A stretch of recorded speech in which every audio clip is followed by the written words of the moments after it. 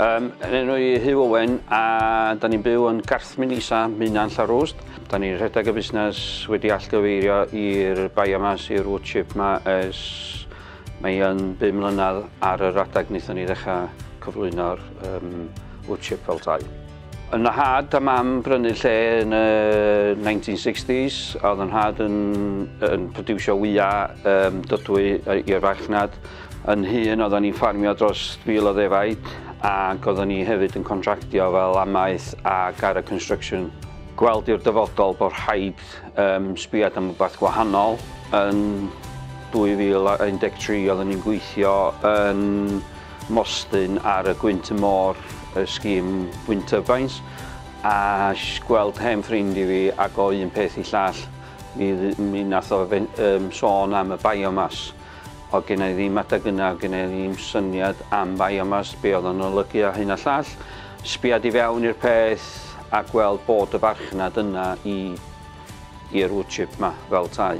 Y penderfyniad oedd bod ni'n mynd i ddal i ffarmio'r defaid a bod ni'n mynd i ddal i wneud gwaith contractio. Oedd hwn yn mynd i fod fwy o sideline i'r busnes, just ychwanegu fel bach o diversification i'r ffarm, i just i helpio'r incwm. Ond yn sydyn iawn oedden ni'n gweld bod o fewn y flwyddyn gyntaf i fod, oedden ni wedi gwneud y business plan trwy costwr ffermio. Oedden ni'n amcan bod ni'n mynd i wneud dros 750 o dinillu y flwyddyn. Yr ail flwyddyn o hwnna yn mynd i 500 ac i 2500 y drydydd flwyddyn. Ond yn y flwyddyn gyntaf wnaethon ni'n wneud dros 500 o dinillu. Wel, oedd y busnes yn tyfu mor llwyddiannus, oedden ni'n gweld fedrwn ni'n gwneud bob peth. So, yn anffodus, oedden ni'n cadw llai o ddefaid, ac 2 mlynedd yn dol wnaethon ni werthu'r defaid i gyd. Erbyn heddiw, mae gennym ni dwi'n hun, mae Sian, mae Carwyn y mab yn y busnes fel partneriaeth. Da ni'n cyflogi un llawn amser a mae yna fachgan, mae o'n mwy na heb bod o'n llawn amser. Wel, ia, di bod yn gweithio fo Huw ers y cychwyn ar y gwir. And projects sylfaenol yn cystal ffermio i edrych ar y cyflenwad goed i'r busnes ac edrych ar cyflenwad goed yn lleol, Huw. Llawer o agweddau i ddweud y gwir, lleihau olion carbon y busnes ac yn y blaen, ond hefyd y fod yn gost effeithiol. So, ti'n lleihau costa trafnidiaeth ac yn y blaen? Ia, dwi'n cofio yn dechrau, mi ddoth na rwy'n yma i sbiad ac oedd o'n dweud bod y cyfleniad o goed o gennym ni yn yr ardal yn lot i fadal at i'r amaeth fel tai. O hynna'n hwb i fi wybod bod na ddigon o gyflenwad yn yr ardal yn lleol o fewn 20 milltir.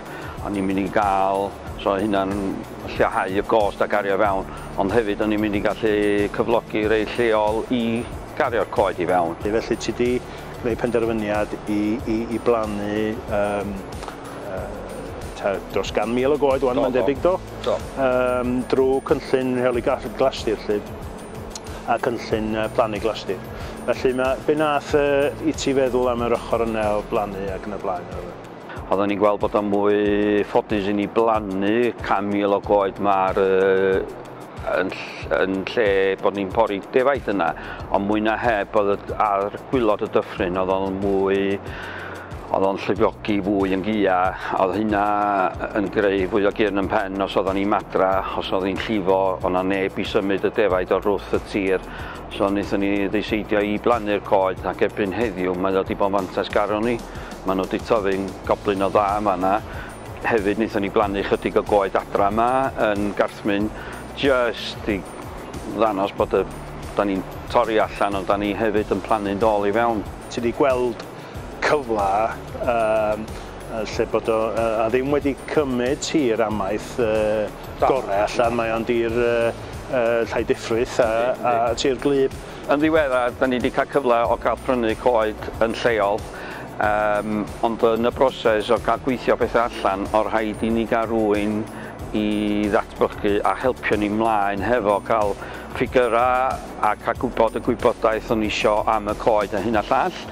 Yn ffodus mi ges i Geraint Jones o cyswllt ffermio i ddod i fewn i'n helpio ni'n gry hefo cael datblygu gwaith papur a cael gwybod sut o gwneud y gwaith ffigurau bethau felly ymlaen.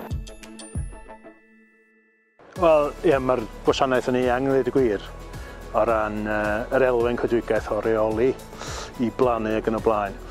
Edrych ar gyfleon falle i'r busnes a meddwl am y busnes y ffarm yn ei chyfanrwydd, hynny ydi beth ydych chi'n gael yn ôl o'r tir, ond hefyd beth ydych chi'n gael yn ôl o coedlan y fferm, os di ni'n barod, neu cyfleon at y dyfodol, ynde, o blannu coed a cynnal revenue i'r busnes yn y dyfodol. Mae angen cyfuno coedlanau'r fferm i mewn i busnes y fferm sydd ddim wedi digwydd yn y gorffennol. Y gwasanaeth o ran cynnig cyngor a cael cyngor un am un ac yn y blaen drwy'r gwasanaeth cynghori hefyd falle i edrych ar y busnes a gweld ac nabod cyfleoedd i wedi cyfhau perfformiad amgylcheddol y fferm ond economaidd y fferm hefyd yn y dyfodol.